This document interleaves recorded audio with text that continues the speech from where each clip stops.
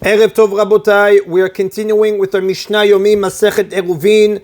We are up to Perik Yud Mishnah Dalid. Today's Mishnayot should be Le'elu Nishmat Neria ben Svetlana Ranbai v'Neriyahu ben Burcha Yisraelov Menuchatam Began Eden. Amen.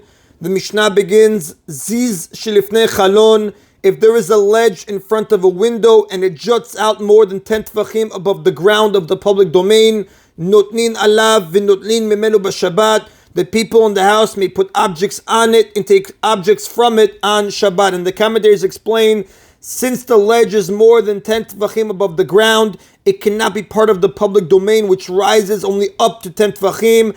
Therefore, provided that the people of the house use it and it is within 3 tvachim of the house, it can be viewed as part of the house. Now, the Mishnah permits moving only fragile objects which will break if they fall into the public domain. Sturdy objects which will not break upon falling may not be moved to and from the ledge, because if they fall into the public domain, the Rav says one might pick them up and bring them into the house, which is a biblical melacha. And the Mishnah continues, Omed Adam bereshut hayachid umtaltel bereshut harabim. A person may stand in a private domain and move objects in a public domain, bereshut harabim umtaltel bereshut hayachid, or stand in a public domain and move objects in a private domain, which the commentators explain. For example, a person may stand in a house, extend his hand into the street and move things there. We are not concerned that he might forget and unthinkingly bring an object into the house. And the Gemara explains, the Mishnah refers only to objects that the person does not need in the domain where he is standing.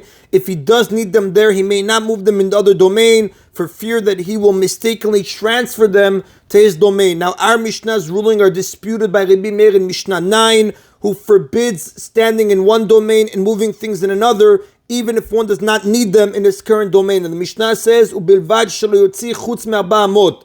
However, in the first case, where he stands in a private domain and moves objects in a public domain, it is permitted only if he does not take them beyond 4 amot, meaning he may not move an object more than 4 amot from its original place, because doing so is a biblical melacha.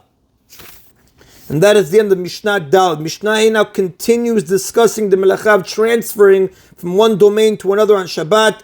Lo ya'amod adam bereshut hayachid v'yashtin bereshut harabim. A person may not stand in a private domain and urinate into a public domain, bereshut harabim v'yashtin bereshut hayachid, or stand in a public domain and urinate into a private domain, because by doing so he transfers the urine from one domain to the other. And the commentators explain, while urine is within the body, it is considered to be at rest in the domain where the person is standing. Expelling it from that domain into another is a biblically prohibited act of transferring from one domain to another.